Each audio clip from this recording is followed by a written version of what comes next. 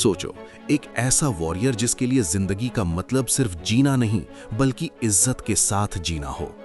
एक ऐसा समय जब तलवार सिर्फ वेपन नहीं थी बल्कि आइडेंटिटी थी। और फिर सोचो, एक दिन अचानक दुनिया बदल जाए, गन आ जाए, रेल आ जाए, वेस्टर्न सूट्स आ जाए और तुम्हारी पूरी पहचान को ओल्ड फैशन्ड बोल दिया जाए। ये कहानी है जापान के लास्ट सैमुराई की, एक इंसान की नहीं बल्कि एक पूरे एरा की मौत की कहानी। Welcome to true history show. 19th century के बीच तक जापान दुनिया से ऑलमोस्ट कट ऑफ था। 200 साल तक टोकुगावा शोगुनेट ने कंट्री को आइसोलेट रखा। बाहर के देशों से लिमिटेड कांटेक्ट, अंदर स्ट्रिक्ट सोशल ऑर्डर। और इस सिस्टम के सेंटर में थे सैमुराई। सैमुराई सिर्फ सोल्जर्स नहीं थे, वो एलीट वॉरियर क्लास थे। उनके पास स्वॉर्ड्स कैरी करने का एक्सक्लूसिव राइट था। उनकी अपनी कोड ऑफ ऑनर थी, बुशिदो। Loyalty, discipline, sacrifice. अगर इज्जत चली जाए तो जीने का कोई मतलब नहीं। इसलिए सेपुकू या रिचुअल सुसाइड एक ऑनरेबल ऑप्शन माना जाता था। लेकिन फिर 1853 में सब कुछ चेंज हो गया। अमेरिका के कॉमोडोर पेरी अपने ब्लैक शिप्स के साथ जापान के कोस्ट पर आए। उन्होंने जापान को फोर्स किया कि अपने पोर्ट्स ओपन करें। इस इवेंट ने जापान को हिला दिया। सडनली वेस्ट की टेक्नोलॉजी और मिलिट्री पावर सामने थी और जापान को समझ आ गया, या तो मॉडर्नाइज करो या कॉलोनाइज हो जाओ। यहीं से शुरू होती है मेजी रेस्टोरेशन। 1868 में एम्परर को वापस पावर दी गई और एक नया एरा स्टार्ट हुआ, मेजी एरा। इसका गोल सिंपल था, जापान को फास्ट ट्रैक मॉडर्नाइजेशन पर डाल दो। Western style army, western education, railways, factories, modern bureaucracy. Japan को एक इंडस्ट्रियल पावर बनाना था। लेकिन मॉडर्नाइजेशन का सबसे बड़ा विक्टिम कौन बना? सैमुराई। नई गवर्नमेंट ने डिसाइड किया कि फ्यूडल सिस्टम खत्म, सैमुराई के स्टिपेंड्स बंद, उनका स्पेशल स्टेटस खत्म और सबसे सिंबॉलिक डिसीजन, स्वॉर्ड्स पर बैन। सैमुराई को बोला गया कि वो अपनी ट्रेडिशनल टॉप नॉट्स कट करें, वेस्टर्न स्टाइल हेयर कट रखें और आर्मी में एक नॉर्मल सोल्जर की तरह सर्व करें।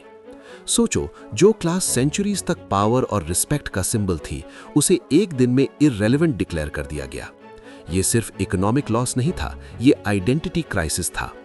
इस बैकग्राउंड में एंट्री होती है साइगो ताकामोरी की। आज भी जापान में उसे द लास्ट सैमुराई के नाम से याद किया जाता है। आयरॉनिकली, साइगो इनिशियली मेजी रेस्टोरेशन का सपोर्टर था। उसने एम्परर को वापस पावर दिलाने में हेल्प की। उसने इनिशियल स्टेप्स सपोर्ट किए।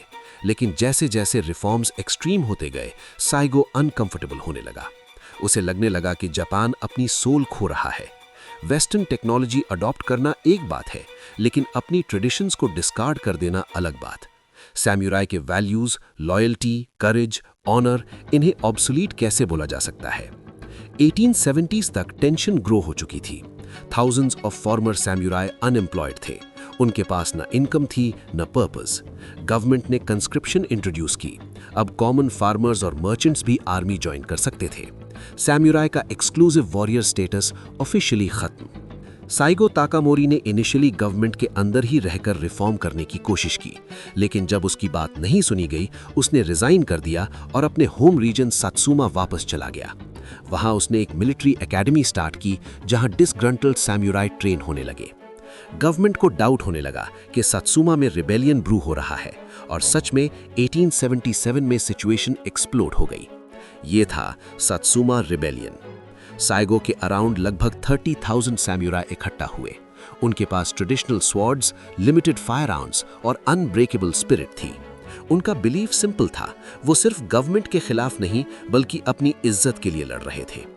दूसरी तरफ थी नई imperial Japanese army.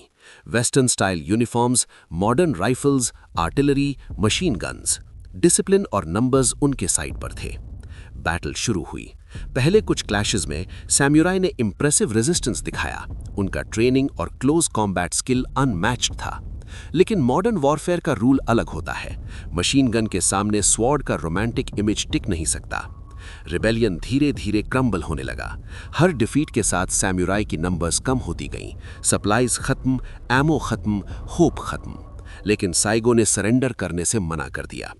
Final stand हुआ शिरोयामा में। सिर्फ कुछ 100 सैमुराई बचे थी। ऑपोजिट साइड पर थाउजेंड्स ऑफ गवर्नमेंट ट्रूप्स। सुबह के वक्त हेवी आर्टिलरी फायर हुआ, मशीन गन्स ने फील्ड को स्वीप किया। सैमुराई चार्ज करते रहे तलवार के साथ, फुली अवेयर कि ये उनका लास्ट बैटल है। साइगो ताकामोरी भी वुंडेड हो गया। ट्रेडिशन के मुताबिक कैप्चर होने से बेटर था honourable death.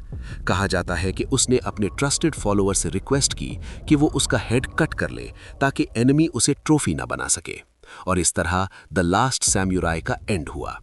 सात्सुमा rebellion officially crush हो गई। गवर्नमेंट ने क्लियर मैसेज दे दिया कि मॉडर्न जापान में ओल्ड फ्यूडल वॉरियर्स के लिए जगह नहीं। Samurai era officially over. लेकिन कहानी यहीं खत्म नहीं होती। आयरनी देखिए, जिस गवर्नमेंट ने सैमुराई सिस्टम खत्म किया, उसने लेटर साइगो को नेशनल हीरो डिक्लेयर कर दिया। टोक्यो में उसकी स्टैचू बनाई गई, उसकी इमेज को लॉयल पेट्रियट के रूप में रीशेप किया गया। क्यों? क्योंकि जापान को मॉडर्नाइजेशन के साथ एक हीरोइक नैरेटिव भी चाहिए था। साइगो ताकामोरी सिंबल बन गया, रेजिस्टेंस का नहीं, सैक्रिफाइस का। एक ऐसा वॉरियर जो अपने प्रिंसिपल्स पर खड़ा रहा, चाहे दुनिया चेंज हो रही थी। यहाँ एक डीपर लेसन छुपा है। हिस्ट्री में ऑलमोस्ट हमेशा मॉडर्नाइजेशन पेन के साथ आती है। जब नए सिस्टम्स आते हैं, पुराने सिस्टम्स टूटते हैं। कुछ लोग अडैप्ट कर लेते हैं, कुछ लोग रेजिस्ट करते हैं। सैमुराई की ट्रेजेडी ये थी कि उनकी पूरी आइडेंटिटी एक ऐसे सिस्टम से जुड़ी थी जो ऑब्सोलीट हो रहा था। क्या सैमुराई गलत थे? शायद नहीं। क्या गवर्नमेंट गलत थी? शायद वो भी नहीं। जापान अगर मॉडर्नाइज नहीं करता तो शायद कॉलोनाइज हो जाता, बिल्कुल इंडिया या चाइना के कुछ पार्ट्स की तरह। मेजी रिफॉर्म्स ने जापान को विद इन डेकेड्स एक मेजर वर्ल्ड पावर बना दिया, लेकिन उस पावर की फाउंडेशन में एक पूरी क्लास की सैक्रिफाइस थी। द लास्ट सैमुराई सिर्फ एक इंसान का टाइटल नहीं है, ये एक माइंडसेट का एंड था। एक वर्ल्ड जहां लॉयल्टी पर्सनल थी, जहां स्वॉर्ड ऑनर का सिंबल थी, जहां डेथ को फियर से नहीं डिग्निटी से देखा जाता था। आज जब हम मूवीज में सैमुराई को देखते हैं, फ्लोइंग रोब्स और शाइनिंग कटाना के साथ, तो वो रोमांटिक लगता है, लेकिन रियल स्टोरी ज्यादा कॉम्प्लेक्स है। ये क्लैश था ट्रेडिशन और टेक्नोलॉजी का, इमोशन और एफिशिएंसी का, आइडेंटिटी और सर्वाइवल का। साइगो ताकामोरी की डेथ ने प्रूव किया कि करेज टाइमलेस होता है, लेकिन सिस्टम्स टेम्पररी। जापान ने अपनी स्वॉर्ड्स को राइफल से रिप्लेस किया, लेकिन बुशिदो का स्पिरिट कंप्लीटली खत्म नहीं हुआ। डिसिप्लिन, लॉयल्टी, नेशनल प्राइड, ये वैल्यूज मॉडर्न जापानीज सोसाइटी में किसी ना किसी फॉर्म में सर्वाइव कर गईं। इसीलिए जब हम द लास्ट सैमुराई की बात करते हैं, तो हम सिर्फ एक वॉरियर की कहानी नहीं सुन रहे, हम देख रहे हैं एक सिविलाइजेशन का टर्निंग पॉइंट, एक मोमेंट जब एक नेशन ने डिसाइड किया कि फ्यूचर चूज करना है, चाहे उसके लिए पास्ट को सैक्रिफाइस क्यों ना करना पड़े। और शायद इसीलिए ये कहानी इतनी पावरफुल है, क्योंकि हर सोसाइटी कभी ना कभी इस क्रॉस रोड्स पर आती है। ट्रेडिशन या ट्रांसफॉर्मेशन, ऑनर या सर्वाइवल, पास्ट या फ्यूचर। जापान ने फ्यूचर चूज किया, लेकिन उस फ्यूचर के रास्ते पर एक वॉरियर तलवार लेकर खड़ा था, जो कह रहा था कि अगर बदलना है तो कम से कम याद रखना कि हम कौन थे।